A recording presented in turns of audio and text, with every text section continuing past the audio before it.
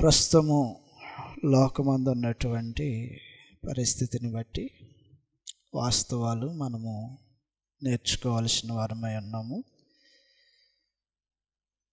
అదేమనగా డిసెంబర్ నెల అనగానే అందరిలో క్రిస్మస్ అనేటువంటి ఒక ఆలోచన లోకంలో వచ్చేస్తుంది. డిసెంబర్ అనగానే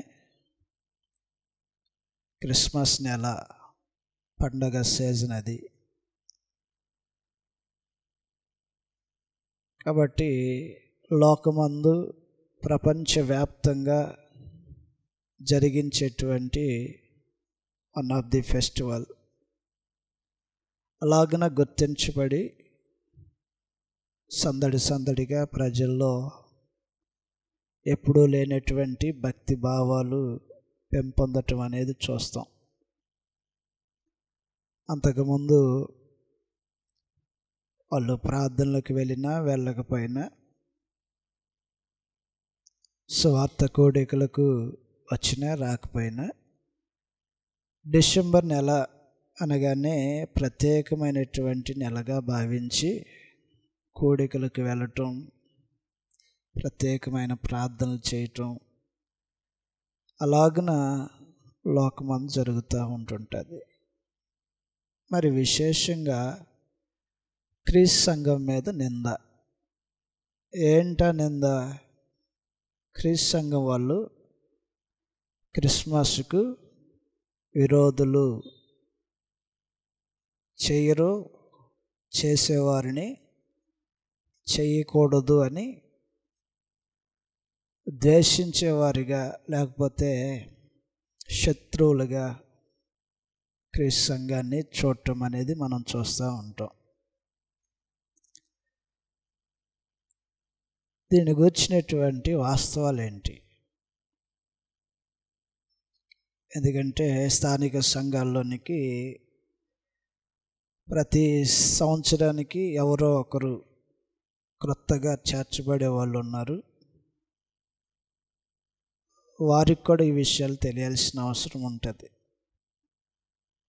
క్రీస్తు సంఘములో క్రిస్మస్ వేడుకలకు ఎందుకు చోటు లేకోకుండా ఉంది? ప్రపంచవ్యాప్తంగా జరిగించబడుతున్నటువంటి ఈ క్రిస్మస్ క్రీస్తు సంఘంలో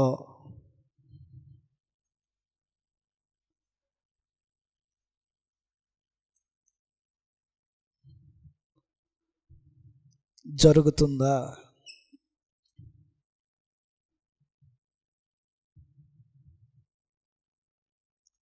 జరగకపోతే కారణాలేంటి?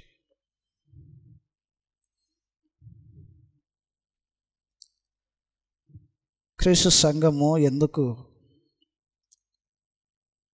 లోకమంతా జరిగేసినటువంటి ఆర్భాటానికి వేరుగా దూరంగా ఉండాల్సినటువంటి పరిస్థితులు వచ్చాయి?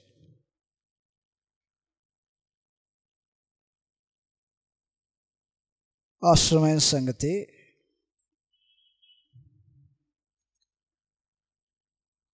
మొట్టమొదటిగా మనం గమనించవలసినటువంటి విషయం ఏమిటంటే, దేవుని గ్రంథమనబడుతున్నటువంటి బైబిల్లో క్రిస్మస్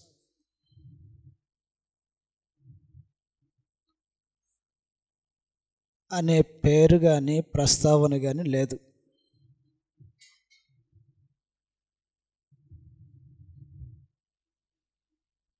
దేవుని గ్రంథంలో అసలు ఈ పేరే లేదు.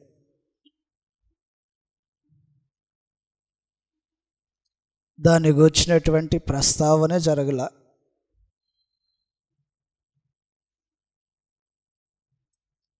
ఒక క్రైస్తవుడికి ఆధారం ఏమిటంటే లేఖనాలే. ఏది చేయాలన్నా మనకున్నటువంటి ఏకైక ఆధారం గ్రంథం. కాబట్టి క్రైస్తవులుగా గ్రంథం యొక్క అధికారానికి లోబడుతున్నాం కాబట్టి దేవుని యొక్క ఆజ్ఞ, దేవుడు ఆజ్ఞాపించినటువంటి వాటితో వేటినైనా కలపకూడదు, తీసివేయకూడదు. కాబట్టి గ్రంథంలో ప్రస్తావన లేనటువంటి ఒక దానిని మనము చేయటానికి పూనుకోవట్లా. ఇక్కడ ఉన్నటువంటి మనమందరం గమనించవలసినటువంటి విషయం ఏమిటంటే, క్రిస్మస్ అనేటువంటి పదము గ్రంథంలో లేదు. దేవుని యొక్క గ్రంథంలో లేనటువంటి పదము. అందుట్లో పైగా క్రైస్తవులకు లేఖనాలే ప్రామాణికం. వాటిని మించి ఏదైనా చేయటానికి సాహసం చేయరు భయం ఉన్నోళ్ళు. ఎందుకు చేయరంటే, దేవుని యొక్క లేఖనాలతో ఏమి కలిపినా చెడిపోతుంది. కొరింథీయులకు రాసిన పత్రికలో, కొరింథీయులకు రాసిన 2వ పత్రిక 2వ అధ్యాయము 17వ వచనంలో రాయబడినటువంటి సంగతులు ఈ విధంగా ఉన్నాయి.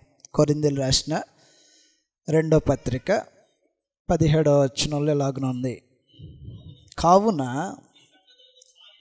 ఇట్టి సంగతులకు చాలిన వాడు ఎవడు?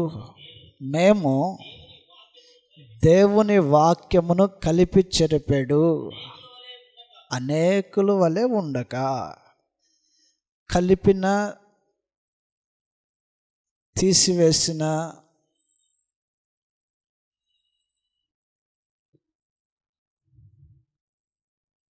బోధ చెడిపోతుంది.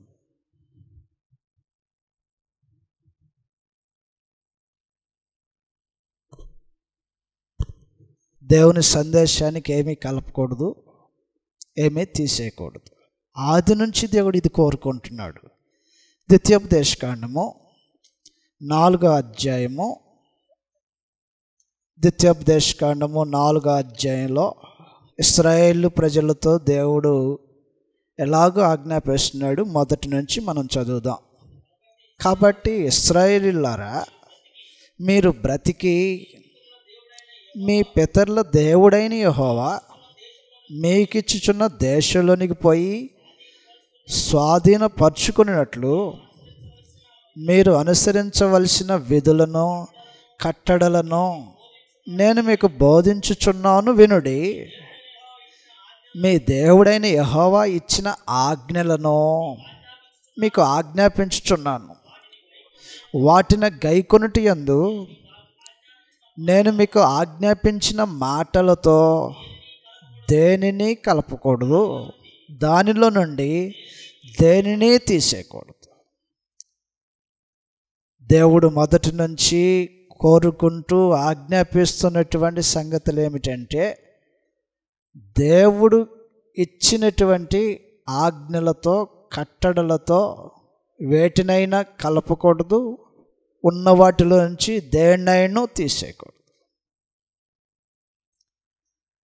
ఆయన మాటలన్నీ పుటం వేయబడినట్టుగా ఉన్నాయి. మనుషుడు దానికి మెరుగులు దిద్దాల్సిన అవసరం లేదు. దేవుని మాటలన్నీ పుటం వేయబడినట్టుగా, అంటే అచ్చులో పెట్టి తీసినట్టుగా పర్ఫెక్ట్ ఫినిషింగ్తో ఎంత సమాచారం చెప్పాలో, ఏం చెప్పాలో అంత తేటగా, స్పష్టంగా దేవుడు తన సందేశాన్ని ఇచ్చేశాడు. దాంట్లో మర్మం ఇది అని గోప్యంగా ఉంచిన దాన్ని మనుషుడు ఎవడు బయటికి తీయాల్సినంత అవసరత లేనంత స్పష్టంగా లేఖనాలు ఉన్నాయి. దాని అంతరార్థం ఇది చెప్పాల్సిన అవసరంలో మనుషుడు ఎవడు.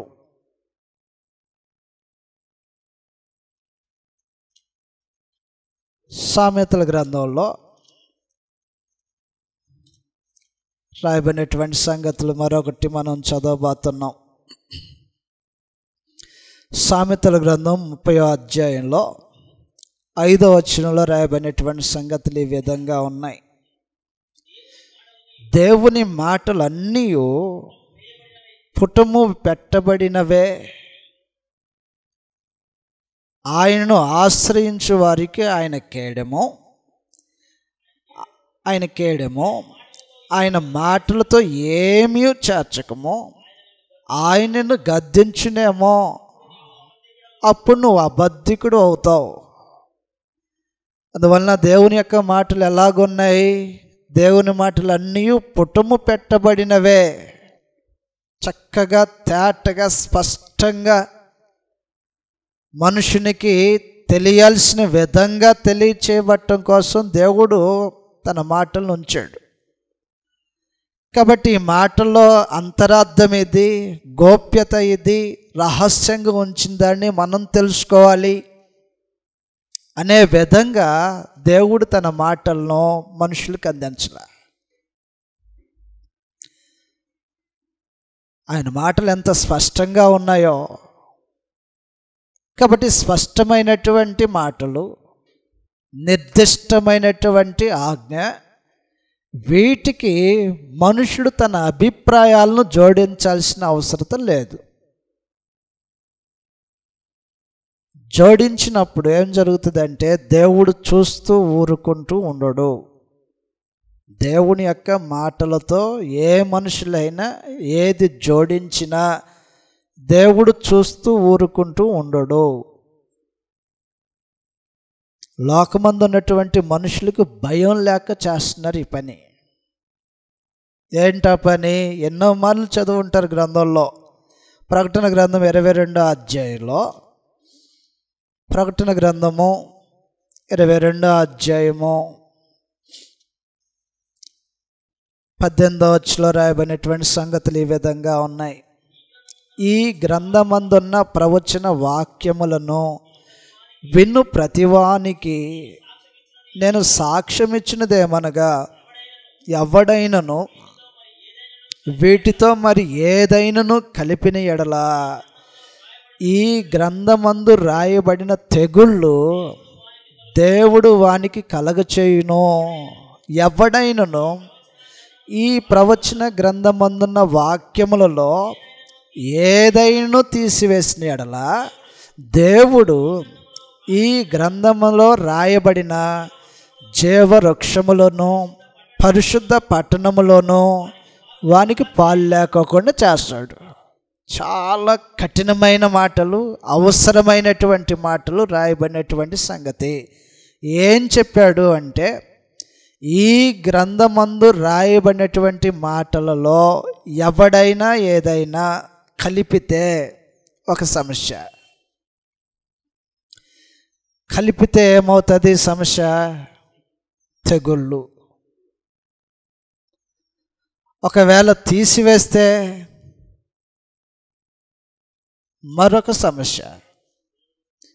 జీవవృక్షములోను పరిశుద్ధ పట్టణములోను పాలు ఉండదు.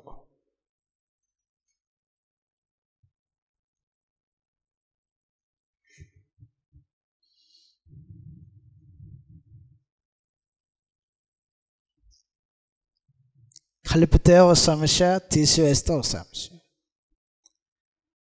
ఎన్నోసార్లు చదువుతూ ఉంటుంటారు మనుషులు, భయం లేనటువంటి మనుషులు. వాళ్ళ ఆలోచన ఏంటంటే దేవుడు కీడైనా మేలైనా చేయడనేటువంటి భావన.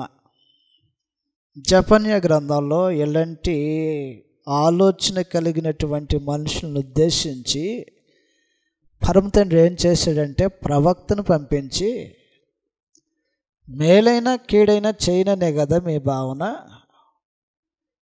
ఇలాంటి అభిప్రాయం కలిగిన వాడిని శిక్షిస్తా ప్రవక్తను పంపించి గద్దించాడు. కలపటం చెరపటంలో మనుషుడు దేవుడు ఏం చేస్తాడులే అని చూడటమే కదా ఈ పని చేస్తుంది. జపన్య గ్రంథం 1వ అధ్యాయము 12వ వచనంలో రాయబడి ఉంది. జపన్య గ్రంథం 1వ అధ్యాయం 12వ వచనంలో, ఆ కాలమున నేను దీపమును పట్టుకొని యెరూషలేమును పరిశోధింతును, మడ్డి మీద నిలిచిన ద్రాక్షరసము వంటివారై యెహోవా మేలైను కీడైను చేయువాడు కాడని మనసులో అనుకొను వారిని శిక్షింతును. నీ మనసులో కూడా అనుకోకూడనటువంటి ఆలోచన దేవుడు ఏం చేయడు, మేలైనా చేయడు, కీడైనా చేయడు. మనుషులు ఏం చేస్తున్నా సరే ఆయన చూస్తూ ఊరుకుంటాడు అనేటువంటి అభిప్రాయం ఇలాంటి కొత్త కొత్త ఆలోచనలకు తారుతేస్తుంటుంది, కలిపి చెరపటానికి. కాబట్టి ప్రభు సంఘములో, క్రీస్తు యొక్క సంఘములో లోక సంబంధమైనటువంటి ఆలోచనలకు తావు లేకోకుండా ఎందుకు చూసుకుంటూ భయపడుతుందంటే, వాళ్ళకు భయం కలిపితే తెగుళ్ళు, తీసివేస్తే జీవవృక్షంలో పాలు పోగొట్టుకుంటామేమో, పరిశుద్ధ పట్టణంలో పాలు లేకోకుండా పోగొట్టుకుంటామేమో భయము మనల్ని కంట్రోల్ చేస్తుంది. లేకపోతే పండుగ చేసుకోవటం మనకేమైనా ఇబ్బంది? నేను సంతోషం కాదా? అందరితో పాటు సంబరం చేసుకోవటానికి ఏంది ఇబ్బంది? ఒకవేళ ఏడవాలంటే ఇబ్బంది, కానీ అందరితో పాటు సంతోషంగా ఉండాలంటే ఏమి ఇబ్బంది మనకి? అందువల్ల దయతో ఆలోచించేయండి. దేవుడు తన గ్రంథంలో ఆజ్ఞాపించినటువంటి సంగతి ఒకటి ఉంది. ఈ గ్రంథంలో ఉన్నటువంటి తన ఆజ్ఞలతో మనుషుడు కలపకూడదు, తీసివేయకూడదు. కలిపినా తీసివేసిన ఒక రోజున దేవుని ఎదుట శిక్ష భరిస్తాడు. అందువలన దేవుని యొక్క గ్రంథంలో లేదు అసలు కనిపించినటువంటి మాట క్రిస్మస్ అనేటువంటి పదం. తొలినాళ్ళలో ఏనాడైనా కనిపించుకోకుండా ఉన్నటువంటి పదము కొంతకాలమైన తర్వాత ప్రవేశపెట్టబడింది రోమా వారి చేత. ఈ పదము దాని యొక్క వెనకాల ఉన్నటువంటి వారు ఎవరంటే రోమా ప్రజలు ఉన్నారు. క్రైస్తవుల నుంచి కానీ, అపోస్తుల నుంచి కానీ, క్రీస్తు ప్రభు నుంచి కానీ, దేవుని నుంచి కానీ కలిగిన పదం కాదు క్రిస్మస్ అనే పదం. రోమా ప్రజలు ఉన్నారు దీని వెనకాల. రోమా ప్రజల వెనకాల ఎలాగున్నారంటే, వారు సూర్యదేవత ఆరాధన చేసేవారు. సూర్యదేవత ఆరాధన చేసేటువంటి ప్రజలు దీనిని ఏం చేశారంటే ఒక మతంగా మార్చేసి క్రైస్తవులను తమలో కలిపేసుకోవాలనేటువంటి ప్రయత్నంతో ఉద్భవించినటువంటిది క్రిస్మస్. దానికి నేడున్నటువంటి ప్రజలు చేసింది ఏంటంటే క్రిస్మస్, క్రీస్తు పుట్టిన రోజు. లేఖనాల్లో కాల సమయాలను నిర్వహించుకుంటూ వస్తున్నటువంటి వారిగా దేవుడు ఉన్నాడు. దేవుడే కాలాన్ని ప్రారంభించాడు, కాల నిర్వహణ వహిస్తున్నాడు. అపోస్తుల కార్యాలు 1వ అధ్యాయంలో కాల నిర్వహణ దేవుడు చేస్తున్నాడు. అపోస్తుల కార్యాలు 1వ అధ్యాయము, అపోస్తుల కార్యాలు 1వ అధ్యాయము 6వ వచనం నుంచి చదువుదాం. కాబట్టి వారు కూడి వచ్చినప్పుడు, ప్రభువా, ఈ కాలమందు ఇశ్రాయేలుకు రాజ్యమును మరలా అనుగ్రహించదవా అని ఆయన అడగగా, ఆయన కాలములను సమయములను తండ్రి తన స్వాధీనమందు ఉంచుకొని ఉన్నాడు. అందువలన కాల సమయముల యొక్క నిర్వహణ, వాటిని నడిపించటము ప్రారంభించినటువంటి దేవుడు తన స్వాధీనంలో ఉంచుకున్నాడు. కాల సమయాలను తన స్వాధీనంలో ఉంచుకున్నటువంటి దేవుడు ఎన్నెన్నో వాటికి ఫలానా దినమున ఫలానా సమయమున చేయాలని నియమించుకుంటూ వచ్చాడు. అనేకమైనటువంటి వాటికి కాలమును ఫిక్స్ చేసిన వాడు ఆయన, సమయాన్ని ఫిక్స్ చేసిన వాడు ఆయన. చదువుతాం గ్రంథంలో లేవియాకాండం 23వ అధ్యాయంలో తన ప్రజలు ఏ సమయానికి ఏ కాలానికి ఏమి చేయాలో వాటన్నిటినీ నియమించుకుంటూ వచ్చిన దేవుడు క్రైస్తవులు క్రిస్మస్ చేయాలని నియమించటం మర్చిపోయాడా? లేవ్యాకాండము 23వ అధ్యాయంలో రాయబడినటువంటి సంగతులు మనం చదువుతున్నాం. 23వ అధ్యాయం మొదటి వచనం నుంచి చదివితే, మరియు యెహోవా మోషేకు ఎలాగూ సెలవిచ్చును, నువ్వు ఇశ్రాయేలుతో ఇట్లనుమో, మీరు చాటింపవలసిన యెహోవా నియామక కాలములు ఇవే. ఈ కాలముల యందు మీరు పరిశుద్ధ సంఘములుగా కూడవలెను. యెహోవా నియామక కాలములు, అపాయింటెడ్ డేస్ అంటారు. అంటే దేవుడు నియమించినటువంటి ప్రత్యేకమైనటువంటి కాలములు, యెహోవా నియామక కాలములు. దేవుడు నిర్ణయించినటువంటి దినములు అని అర్థం. ఏమేమి నియమించుకుంటూ వచ్చాడు? నా నియామక కాలములు ఇవి, 6 దినములు మీరు పనిచేయవలను, వారము 7వ దినము విశ్రాంతి దినము, అది పరిశుద్ధ సంఘపు దినము. అందులో మీరు ఏ పని అయినను చేయకూడదు. మీ సమస్త నివాసముల యందు అది యెహోవా నియమించిన విశ్రాంతి దినము. నియామక కాలాల్లో ఒక సంగతి గురించి మాట్లాడాడు. ఏంటో ఒక సంగతి అంటే, ఒకటి విశ్రాంతి దినము నియమించాడు దేవుడు. ప్రతి వారానికి ఒకసారి 6 రోజులు పని చేసుకోండి, 7వ రోజున విశ్రాంతి దినముగా ఆచరించాలి. దేవుడు కోరుతున్నాడు తన ప్రజలు ఇది చేయాలని. కాబట్టి ప్రజల నుంచి దేవుడు ఏదైనా ఒక ఆచారము లేదా ఒక కార్యము జరిగించబడాలని కోరితే అది పర్టికులర్గా తన నిబంధనలో పెడతాడు. నిబంధనలో పెట్టుకోకుండా దేవుడు ఆచరించాలని ఏ విషయాన్ని కోరుకోవాలా. దేవుడు ఏం కోరినా సరే అది నిబంధనలోనికి చేరుస్తాడు. మొదటిగా ఇశ్రాయేలు సున్నతి పొందుతున్నారంటే అది నిబంధనలో ఉంది. ఇశ్రాయేలు పస్కా పండగ చేస్తున్నారంటే అది నిబంధనలో ఉంది. ఇశ్రాయేలు యెరూషలేముకు సంవత్సరానికి 3 మార్లు వెళ్తున్నారంటే అది నిబంధనలో ఉంది. ఇశ్రాయేలు తొలుచూలో ఉన్నటువంటి దాన్ని దేవునికి ప్రతిష్ఠిస్తున్నారంటే అది నిబంధనలో ఉంది. నిబంధనకు వేరుగా మనుషుడు ఏమి చేయటానికి దేవుడు ఆలోచన చేయలా.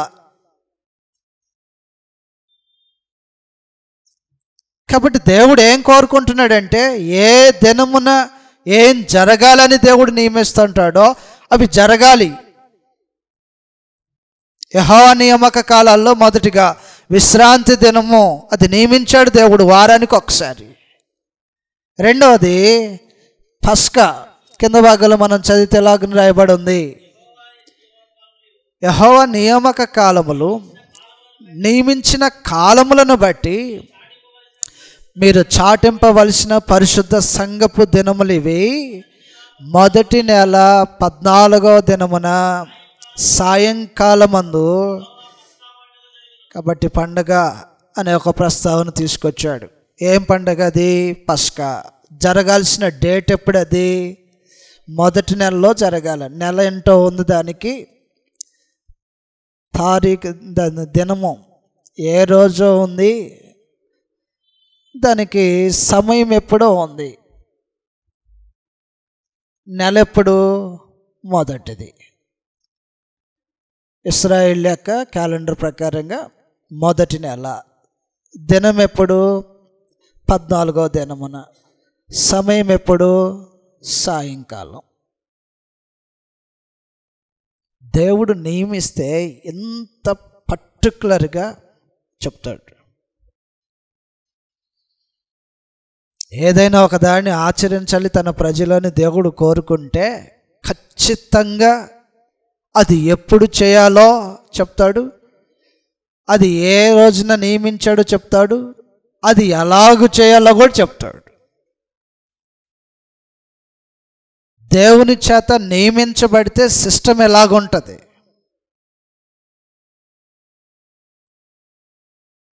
కాబట్టి యెహోవా నియామక కాలంలో ఒకటి విశ్రాంతి దినం ఉంది, రెండోది పస్కా ఉంది. ఇలాగనే ఈ అధ్యాయంలో అనేకమైనటువంటి సంగతులు చెప్పుకుంటూ వచ్చాడు.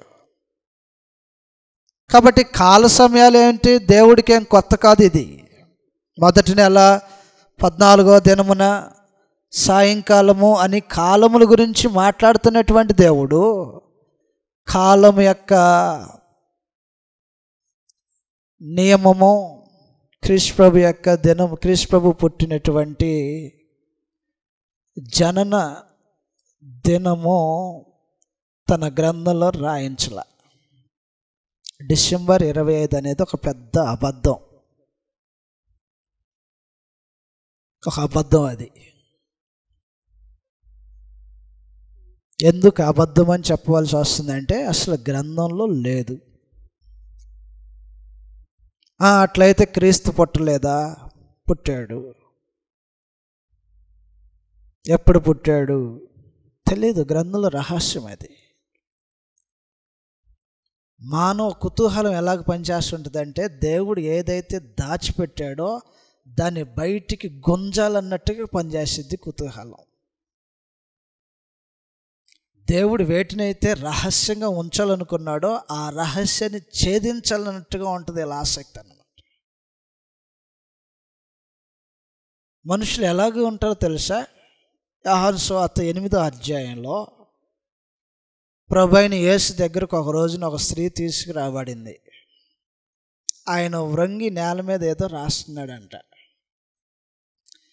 ఈ రాసేదేంటో తెలుసా?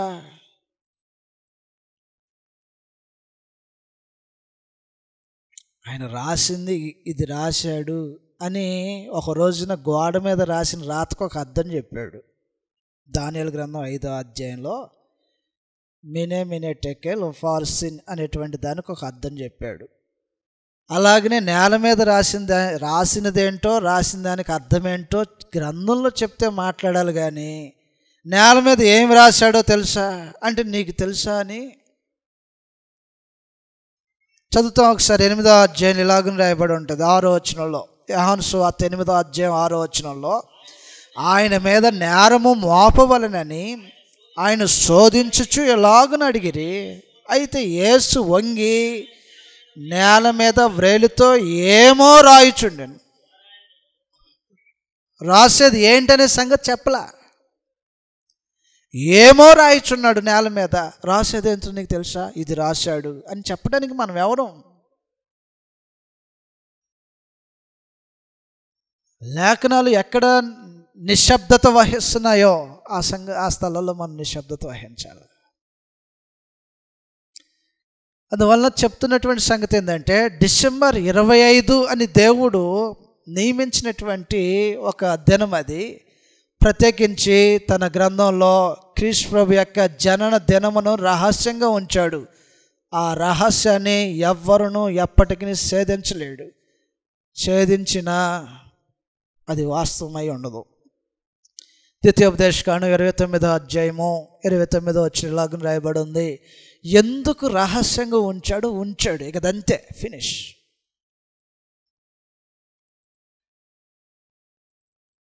ద్వితీయోపదేశకాండం 29వ అధ్యాయంలో పరమ తండ్రి రహస్యంగా ఉంచిన తర్వాత మనుషుడు దాన్ని బయటికి తీయలేడు, అది వచ్చేది కాదు. అది ద్వితీయోపదేశకాండం 29వ అధ్యాయము 29వ వచనంలాగా రాయబడి ఉంటుంది.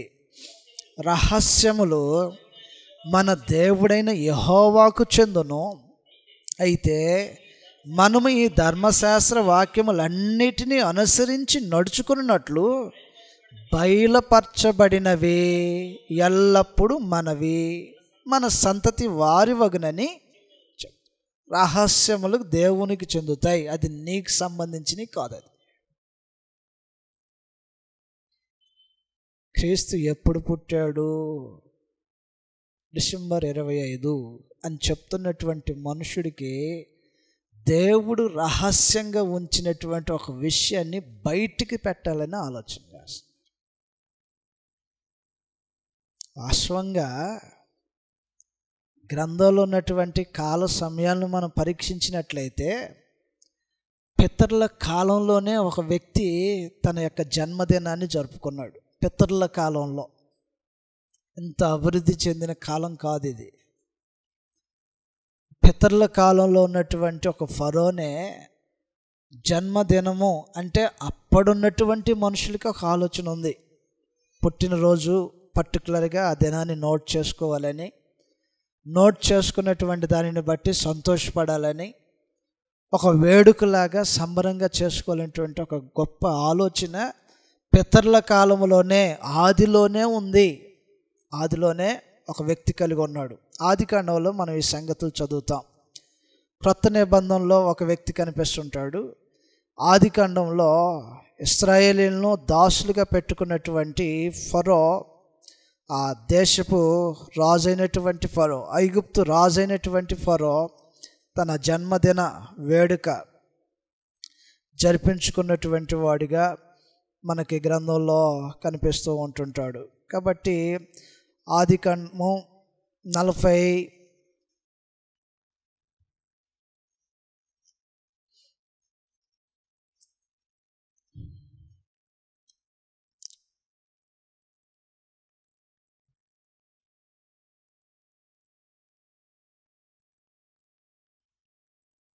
40 అధ్యాయము 20 వచనం చదువుతాం.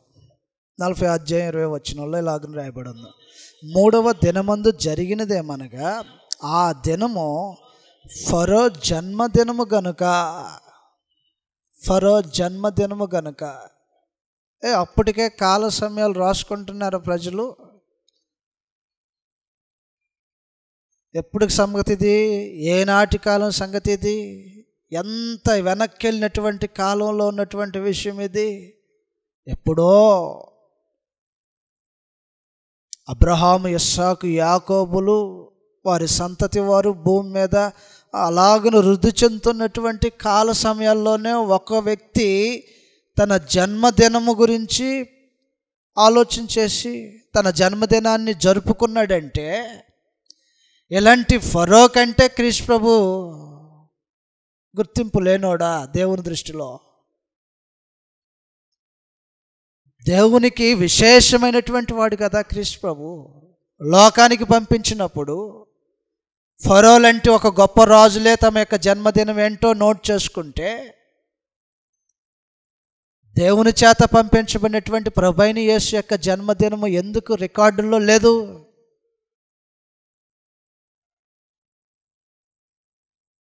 ఒక సంగతి తెలియాల్సిన అవసరం ఉంది. ఏంటంటే, ఆయన తల్లి అయినటువంటి మరియా, ఆమెతో ప్రదానం చేయబడినటువంటి యోసేపు ఇద్దరు కలిసి ప్రయాణం చేస్తున్నారు బెత్లెహేముకి. ఎందుకు ప్రయాణం చేస్తున్నారంటే, వారు రికార్డుల్లో వారి పేర్లు రాయించుకోవాలనేటువంటి ఆలోచనతో. లోకసువార్త 2వ అధ్యాయంలో, లోకసువార్తలో రాయబడినటువంటి సంగతులు ఈ విధంగా ఉన్నాయి. కాబట్టి వాళ్ళు వెళ్తున్నటువంటి సమయంలోనైనా మనం రికార్డింగ్ చేయించుకోవటం కోసం వెళ్తున్నాం కదా. సర్వలోకములో మనుషుల యొక్క జనసంఖ్య రాయబడుతున్నటువంటి సమయంలో వీరితో పాటు పుట్టినటువంటి యేసు యొక్క పేరు కూడా నమోదవ్వాలి కదా అక్కడ. లోకసువార్త 2వ అధ్యాయం 1వ వచనంలాగా రాయబడి ఉంటుంది. ఆ దినములలో సర్వలోకమునకు ప్రజాసంఖ్య రాయవలెనని కైసరు అగస్తు వలన ఆజ్ఞను. ఇది కురేనీని సిరియా దేశమునకు అధిపతి అయి ఉన్నప్పుడు జరిగిన మొదటి ప్రజాసంఖ్య. అందరూ ఆ సంఖ్యలో రాయబడుటకు తమ తమ పట్టణాలకు వెళ్తున్నారు. యోసేపు దావీదు వంశములోను గోత్రములోను పుట్టినవాడు గనుక తనకు భారీగా ప్రదానము చేయబడి గర్భవతి ఉండిన మరియతో కూడా ఆ సంఖ్యలో రాయబడుటకు గలిలయలోని నజరేతుల నుండి యోదయలోని బెత్లెహేము అనబడిన దావీదు ఊరికి వెళ్తున్నాడు. తన పేరు, తన భార్య పేరు ప్రజాసంఖ్యలో నోట్ చేసుకోవటం కోసం వెళ్తున్నాడు. వెళ్ళినటువంటి వ్యక్తి తనకు పుట్టినటువంటి బిడ్డ లేదా మరియ కనినటువంటి బిడ్డ ఎవరైతే ఉన్నారో ఈ యేసు యొక్క పేరు కూడా నమోదవ్వాలి ప్రజాసంఖ్యలో. ఎందుకు నమోదవ్వాలా? 2 సంవత్సరాల పాటు ఆ ప్రాంతాల్లో హేరోదు రాజు ఎతికేస్తాడు. 2 సంవత్సరాల పాటు ఆ ప్రాంతంలో హేరోదు రాజు దైతమనించాల. మత్తయి సువార్త మనం చదువుతాం. 2 సంవత్సరాల లోపు ఉన్నటువంటి పిల్లలందరినీ వెతికించినప్పుడు కానీ ఆయన రికార్డ్స్ ఏంటనే విషయాలు బయటికి రాలా. అంటే దేవుడు క్రీస్తు పుట్టినటువంటి దినము ఇది అని చరిత్రకు చెప్పాలని ఉద్దేశించాల. ఒకవేళ దేవుడే క్రీస్తు పుట్టిన దినము ఇది అని చెప్పాలంటే దాన్ని ఎంత బహిర్గతం చేసేవాడో. మత్తయి సువార్త 2వ అధ్యాయంలో, మత్తయి సువార్త 2వ అధ్యాయము 16వ వచనంలో మనం చదివితే,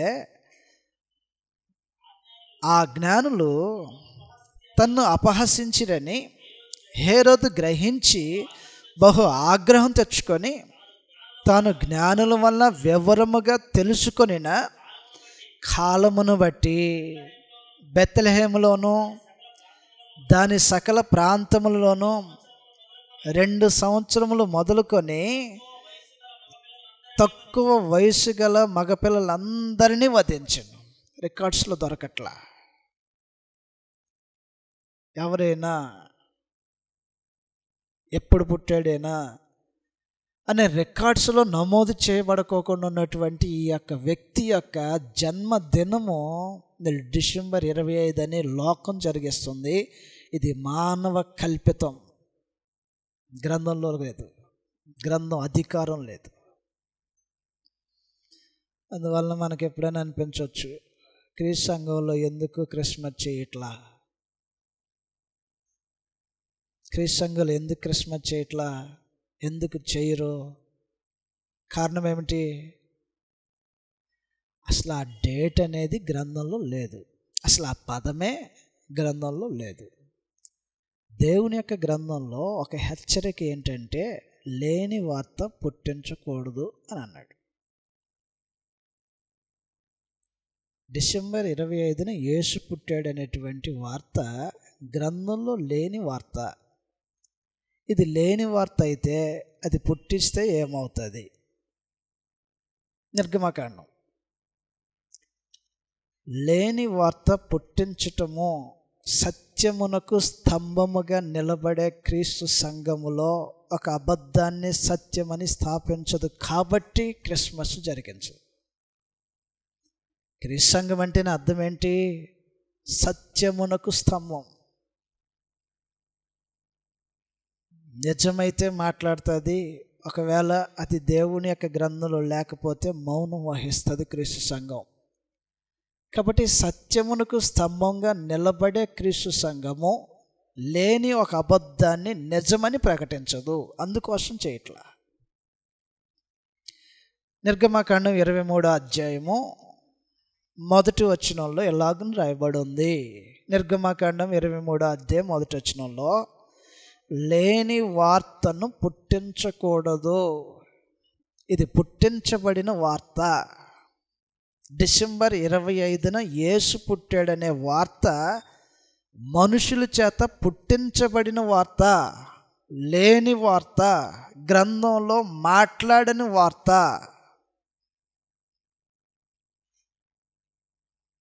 సత్యాన్ని అనుసరించాలనుకుంటున్నటువంటి ఎవ్వరూ దీన్ని నమ్మని విషయం.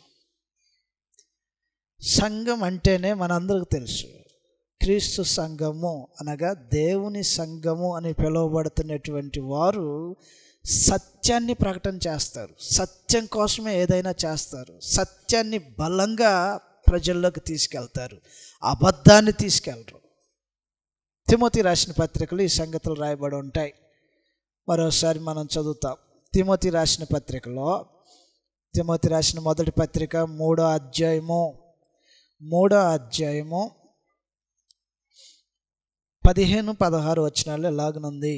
తిమోతి రాసిన మొదటి పత్రిక 3వ అధ్యాయము 15-16 వచనాల్లో, అయినను నేను ఆలస్యము చేసిన ఎడల దేవుని మందిరములో అనగా జీవము గల దేవుని సంఘములో జనులు ఎలాగూ ప్రవర్తింపవలెనో అది నీకు తెలియవలెనని ఈ సంగతులను మీకు రాయుచున్నాను. ఆ సంఘము సత్యమునకు స్తంభమును ఆధారమై ఉంది. సంఘం అంటేనే సత్యానికి స్తంభం, గట్టిగా నిలబడుతుంది పిల్లరుగా. దేనికి? సత్యానికి. అసత్యానికి నిలబడదు. అబద్ధానికి తావులేదు క్రీస్తు సంఘంలో.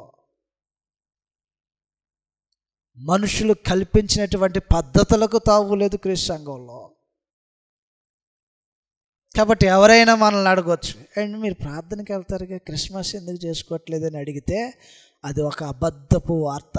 క్రీస్తు పుట్టాడనే వార్త నిజమే, కానీ అది డిసెంబర్ 25ని పుట్టాడనే వార్త అబద్ధం. ఇప్పటి నుంచి మీకు స్టార్ట్ అవుతాయి అన్నమాట ప్రశ్నలు. మీరు క్రిస్మస్ చేయరుగా,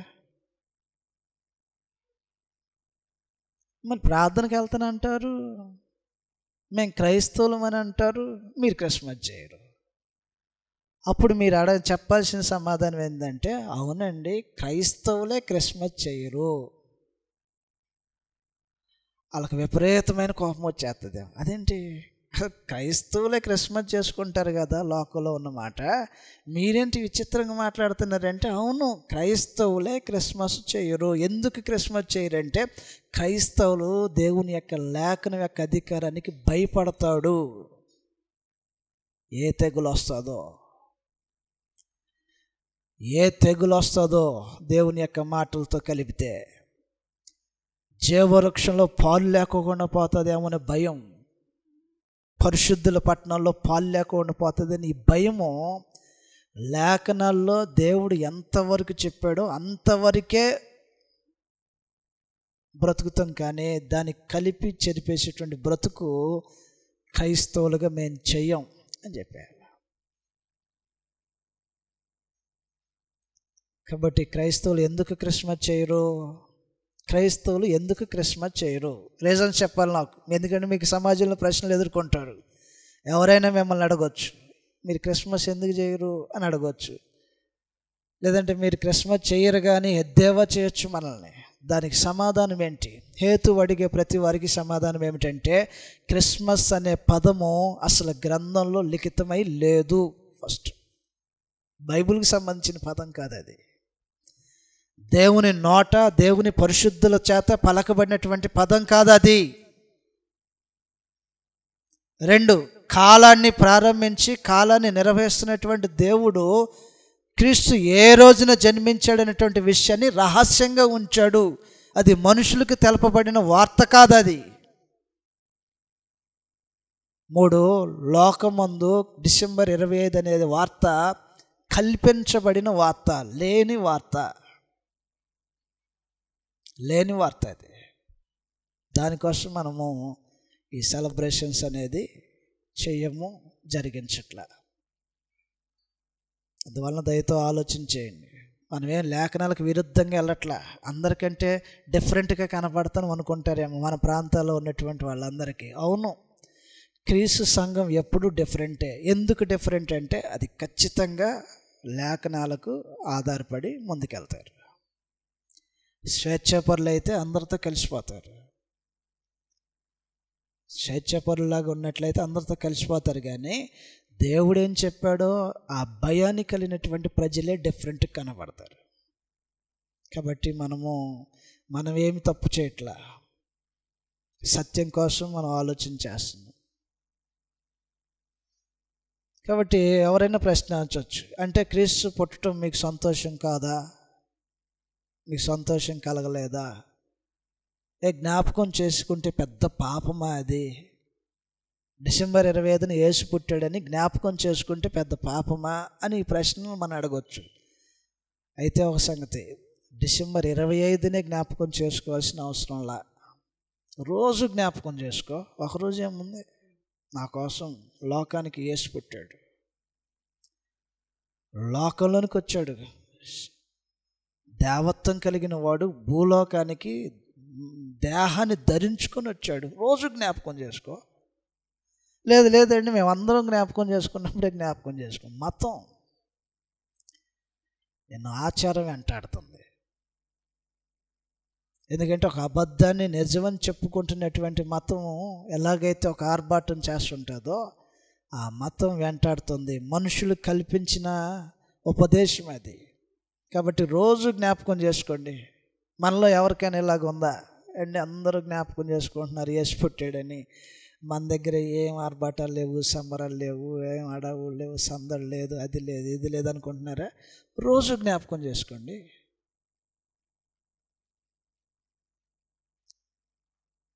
గ్రంథంలో ప్రత్యేకంగా రాయించినటువంటి సంగతి ఏంటంటే ఆయన మరణమును ప్రచురం చేయండి అని అంది. కొరింథీయులకు రాసిన మొదటి పత్రిక 11వ అధ్యాయంలో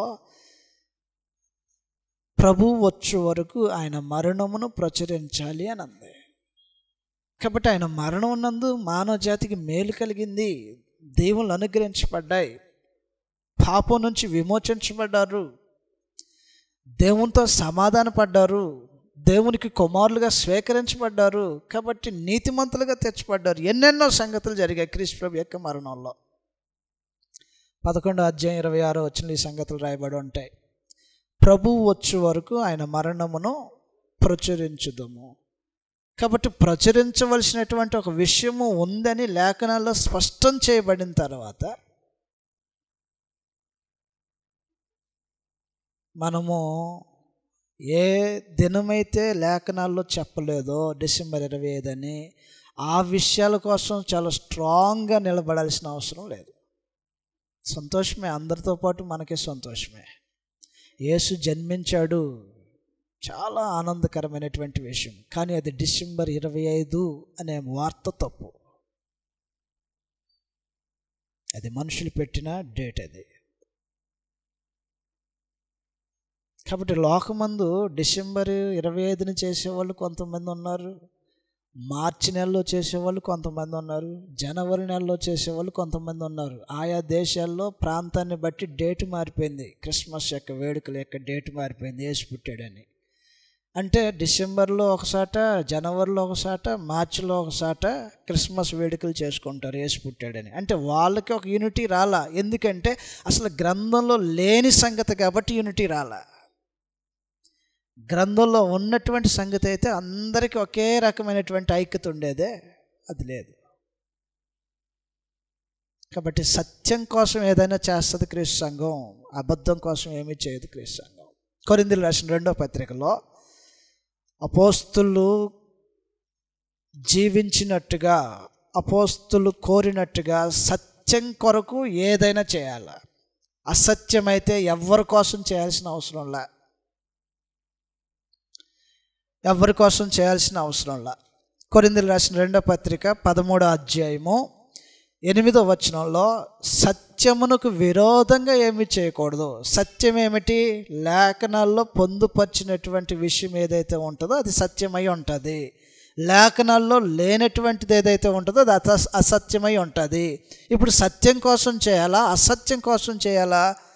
కొరింథీయులకు రాసిన 2వ పత్రిక 13వ అధ్యాయం 8వ వచనంలో మేము సత్యమునకు విరోధముగా ఏమి చేయనేరము కానీ సత్యము నిమిత్తమే సమస్తం చేస్తున్నాం.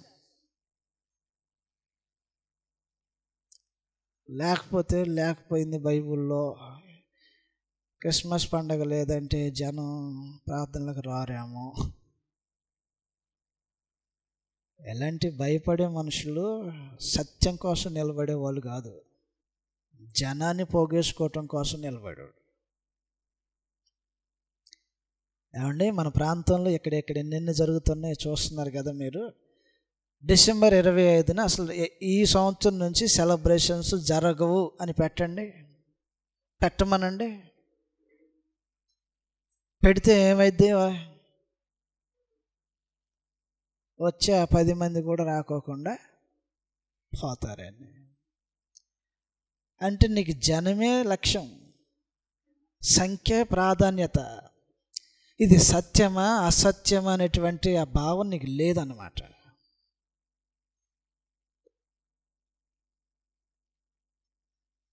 అపోస్తలులు కోరి మాట్లాడినటువంటి విషయం ఏమిటంటే సత్యానికి విరోధంగా ఏమీ చేయం.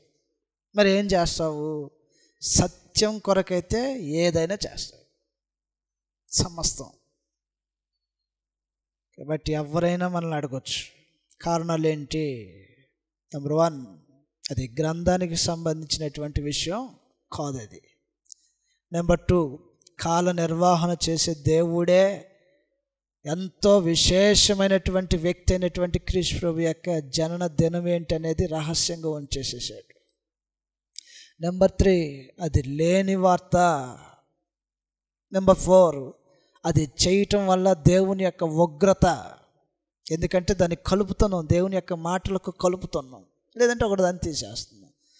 తెగుళ్ళు కానీ, జీవవృక్షములో కానీ, పరిశుద్ధుల పట్టణంలో కానీ పాలు లేకోకుండా ఇలాంటి కోపము అనుభవించాల్సి వస్తుంది. కాబట్టి ప్రభు సంఘములో ఒక అబద్ధాన్ని సత్యమని ప్రకటన చేసి సంబరం చెయ్యదు.